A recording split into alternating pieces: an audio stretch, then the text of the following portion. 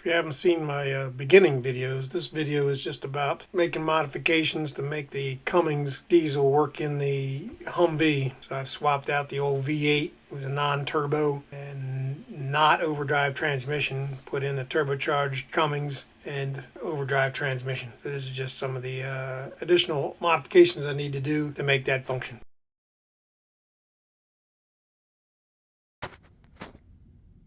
Because on my modified Humvee, the transfer case is sitting 2 inches back further, I had to get the drive shafts modified. The rear one needed to be shortened by 2 inches, and the front one needed to be lengthened by 2 inches.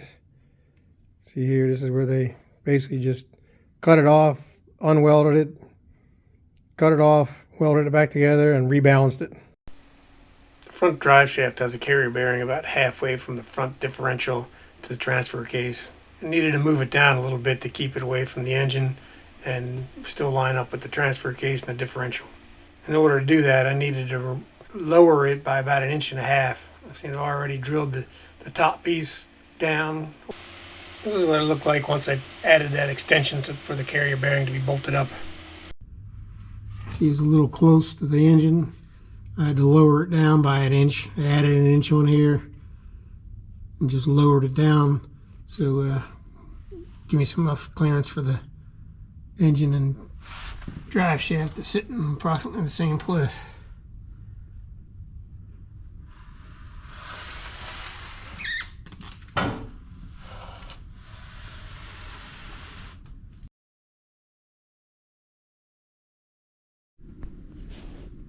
It's the Humvee schematic, and all these things were sensors and switches and all that were on the old V8 that was in there.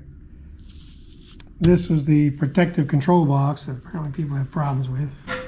And this is where the starter switch is, the ignition switch.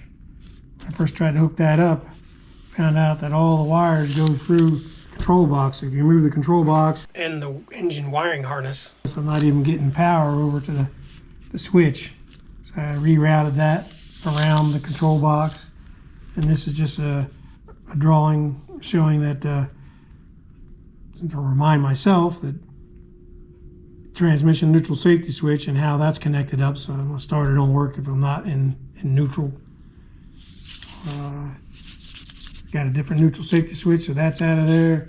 Backup switch is there, that's out of there. This might help you if you're switching over to that the fuel level sensor is 30 ohms. Some of them are 90. A lot of boat ones are 30. So I got a gauge that actually probably went on a maritime boat. The schematic has, well, the Humvee has all black wire.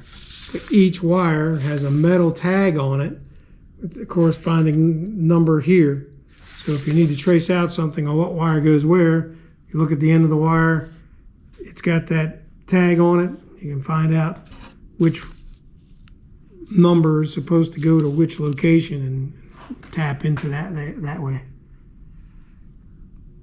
Definitely worth downloading.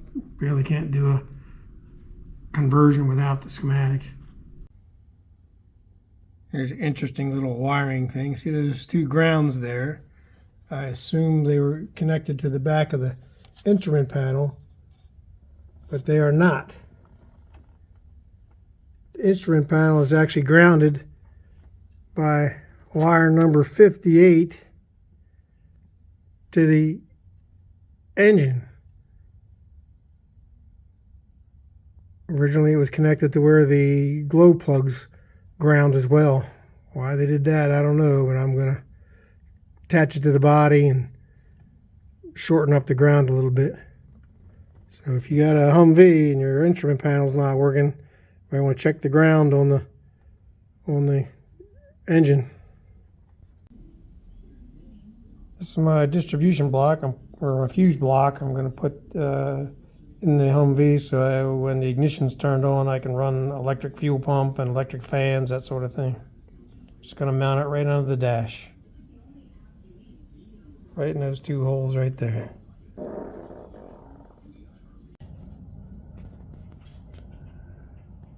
I replaced all the gauges with 12-volt gauges and sending unit. Wired them into the existing wiring harness, and later on I'll paint everything I need to make it look a little better. I'm just trying to get it running at the moment.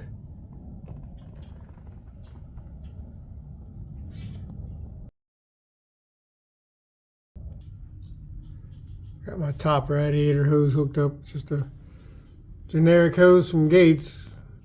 Looked on their web page, found one that it was the right size and was 90 degrees and fit right in.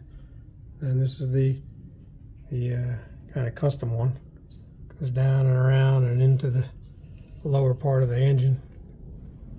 It's a stainless steel hard pipe because I didn't want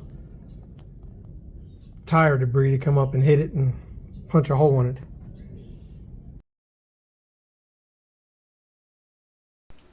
I wanted to modify the Humvee shifter so I could continue to use the transfer case shifter, but add a generic one I could use with the 47RE that I'm putting in.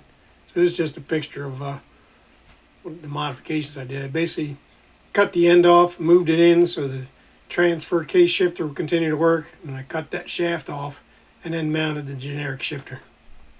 This is my modified Humvee shifter. I took out the 3-speed lever, put this Amazon special shifter in there, so I got enough room to shift, and I got enough to be able to go for all the functions for the overdrive.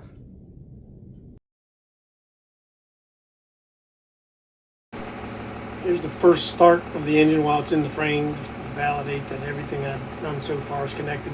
Still don't have the muffler connected yet, but that's soon. This is also where I ran the Cummins break-in procedure. They want you to run it for so many RPMs for so long. This is when I did